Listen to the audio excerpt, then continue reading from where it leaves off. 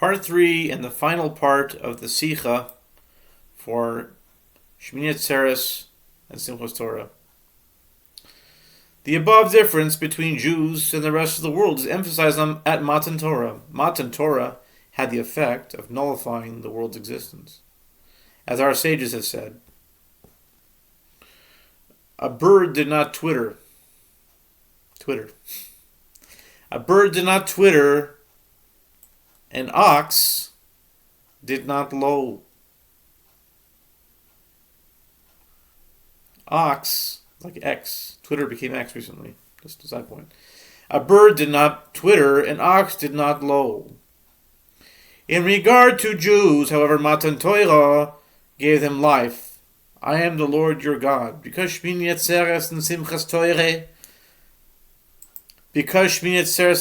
Torah emphasizes God's choice of the Jews, the completion of Matan Torah, they are a totally independent concept.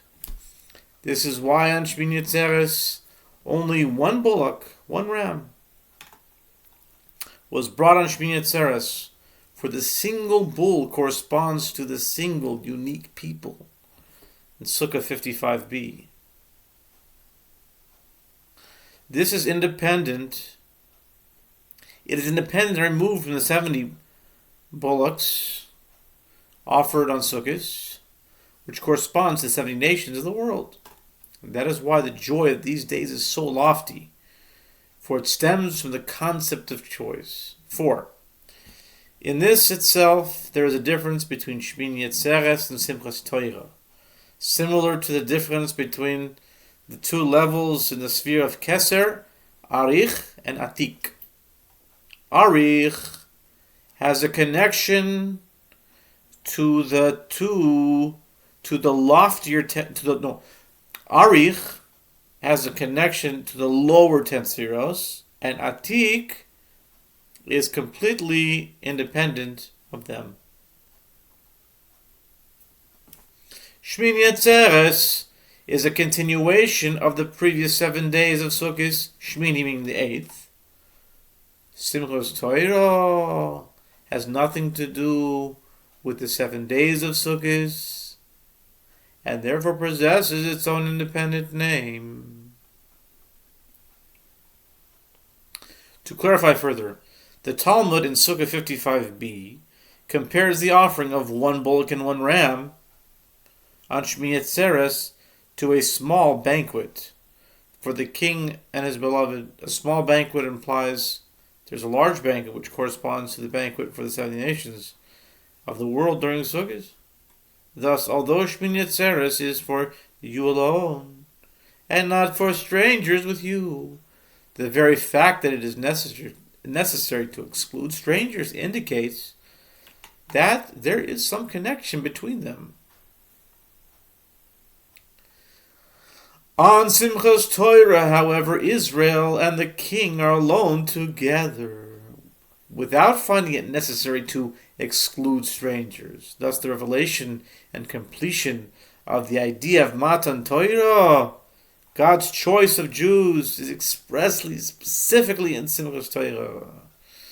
The above difference between Shmini Atzeres and Simchas Torah is in effect mainly outside of Eretz Yisrael, when there are 2 days, separate days.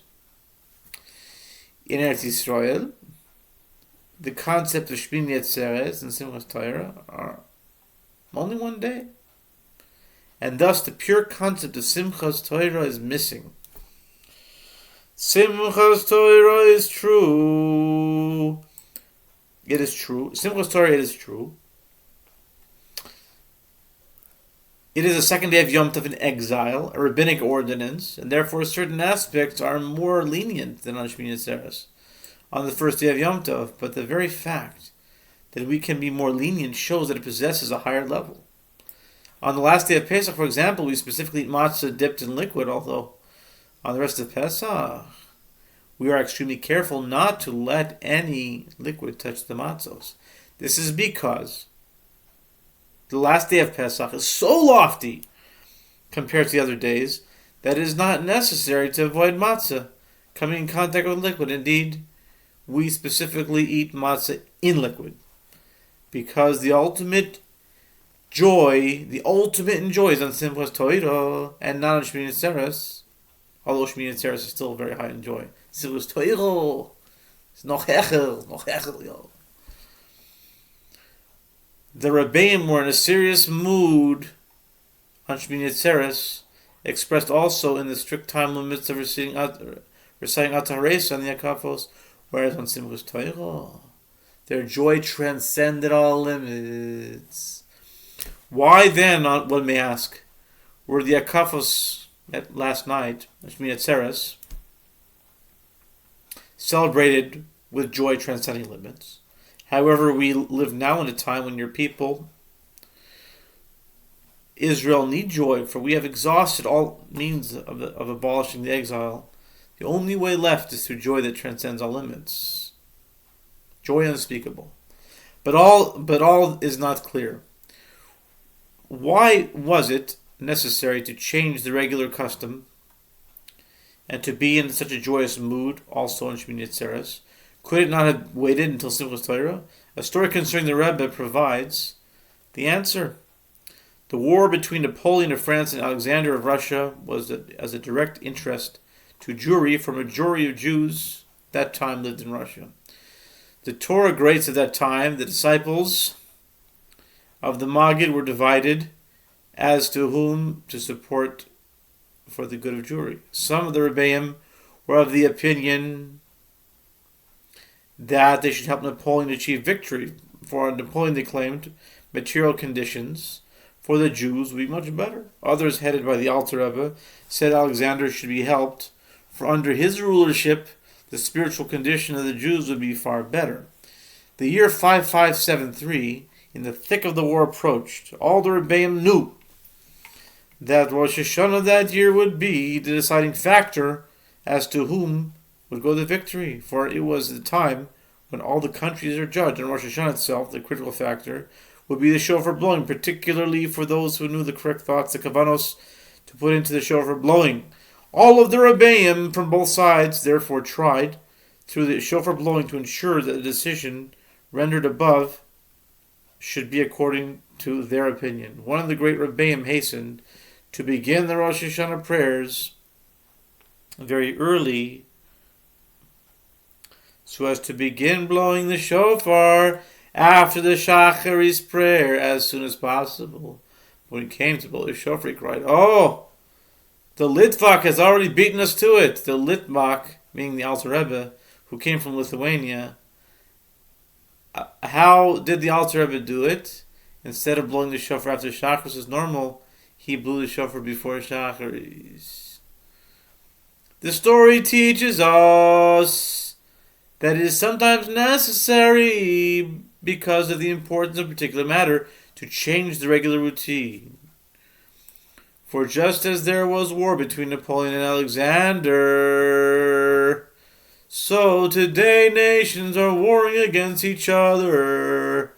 A generation passes and a generation comes. It affects Jews literally, and also according to sages, saying that if you see nations quarreling with each other, look for Mashiach. Likewise, we must make efforts to secure the freedom of Soviet Jews, to secure a place in Eretz Yisrael, to secure the peace of places we dwell in.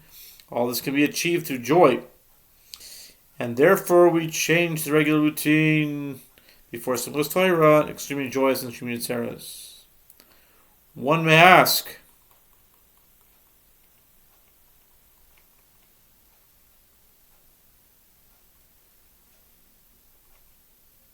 the following question: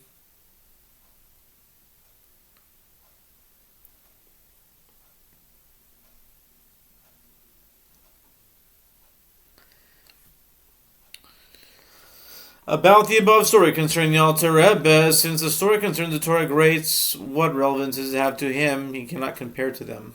What he can learn from his personal service to God. Moreover, he has no association with the quarrels between nations, and therefore what can he do about it? The answer to this question is provided by the first Rashi in the Torah, which states, Rabbi Yitzchak said, the Torah should have commenced from in Shmos 12:2. This month shall be to you the first of months, which is a commandment given to Israel. Why does it start from Bereshis?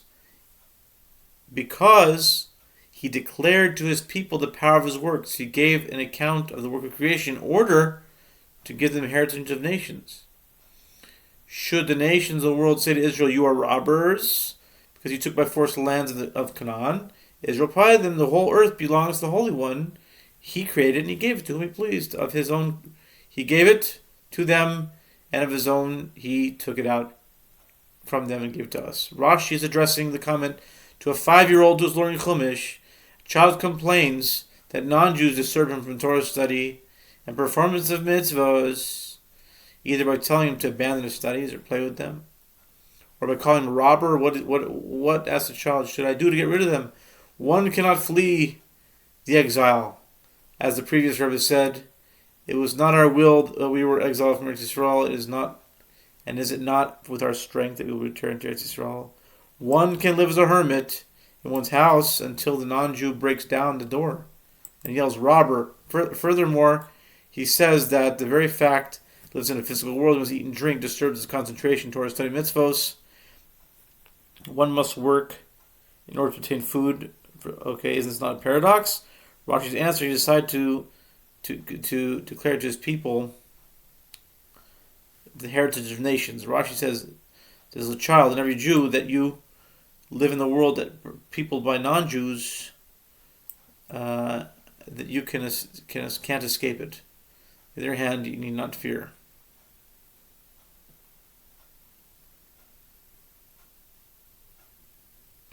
B'kitzur, they work hand in hand. And since this is the last thing, so they basically are tied together somehow. Okay, no, I'm going to do an addendum. But since this is the last one, so now we can understand how a Jew can relate to the Alter Rebbe's conduct in regard to quarreling nations. Every Jew can affect the entire world, transforming evil elements into good. Have a wonderful Shabbos and joyous Yom Tov, very joyous. Shmini Atzeres. Be on the lookout for the addendum.